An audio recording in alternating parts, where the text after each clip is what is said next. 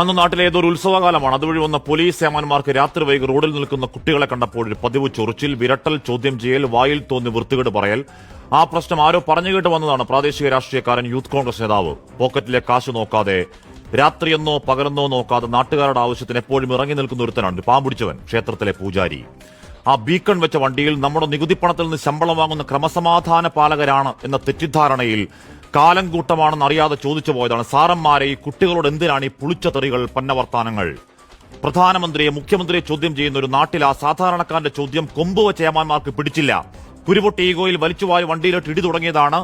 വഴിനീള മർദ്ദനം. സ്റ്റേഷനിലെത്തുമ്പോൾ തന്നെ കർണപടം തകർത്ത് ചെവിക്കരണം തീർത്തവന്റെ മുടിഞ്ഞ കയ്യൂക്കിൽ മസിൽ ബലത്തിൽ നിർത്തിയോ കൊല്ലാക്കൊല. കുറിച്ചു നിർത്തി കൈമുട്ടുകൊണ്ട് നട്ടലിന്റെ കശേരുക്കളിൽ നെഞ്ചാങ്കൂട് കലക്കുന്ന ഇടിയാണ്.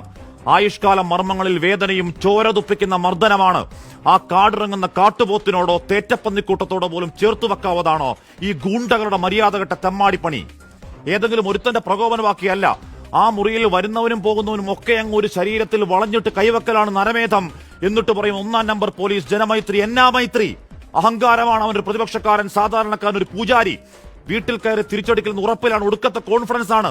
ഈ സംസ്ഥാനത്തിന്റെ ഗൂണ്ടാ ലിസ്റ്റിൽ ആദ്യ 10 ഗുണ്ടകൾ ഒരുത്തന്റെ ദേഹത്ത് കൈവക്കാൻ ധൈര്യമുണ്ടോ സാറന്മാരെ? മുട്ടുപറയ്ക്കും, നിങ്ങളൊക്കെ മൂത്രമൊഴിക്കും കാലുവഴി. ഗുണ്ടാ സൽക്കാരത്തിന് പോയി ബാത്റൂമിൽ കയറി ഒളിച്ച സാറന്മാർ, മോൻസൻ മാവുങ്കൾ, വ്യാജ സാമ്രാജ്യത്തിന്റെ പാറാവുകാർ, ടിപ്പിയെ വെട്ടിക്കേറിയവന്മാർക്ക് ചെയ്യുന്ന നാണം കെട്ട ദാസ്യപ്പണി അടക്കം കണ്ടവരാണ് കേരളം. ആ വേദനയുടെ വർഷങ്ങളിൽ ഒരു കുറ്റവും ചെയ്യാത്തൊരു പൊതുപ്രവർത്തകന്റെ അകത്താളിയ തീയാണ്. പോരാട്ടമാണ്. 6 അടി മണ്ണിൽ അടക്കാൻ നോക്കിയ ദൃശ്യങ്ങൾ കേരളം കണ്ടത് ഇപ്പോഴാണ്. നേരത്തെ കണ്ടവർ എന്തോ കൊട്ടത്താപ്പൻ നടപടിയെടുത്തുവെന്നാണ് ന്യായം പറച്ചിൽ. അങ്ങ് സ്ഥലം മാറ്റിയത്രേ.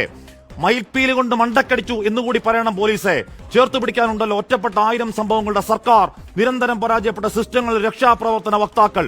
ആ ക്ലീശയ വർത്താനങ്ങൾ മാറ്റിവെച്ച് ഈ നരാധമന്മാരുടെ കാക്കിയൂരി കാപ്പ ചുമത്തി നാട് കടത്തിയില്ലെങ്കിൽ, കേരളത്തോട് സമസ്താപരാധം പറയുന്നില്ലെങ്കിൽ, ആഭ്യന്തര വകുപ്പെ, സർക്കാരെ, ഒരു അയ്യപ്പ സംഗമവും രക്ഷയ്ക്കെത്തില്ല. ഈ അട്രോസിറ്റികളുടെ ഗതികെട്ട മനുഷ്യന്റെ പൊട്ടുന്ന രോഷം, ജനകീയ വിചാരണ.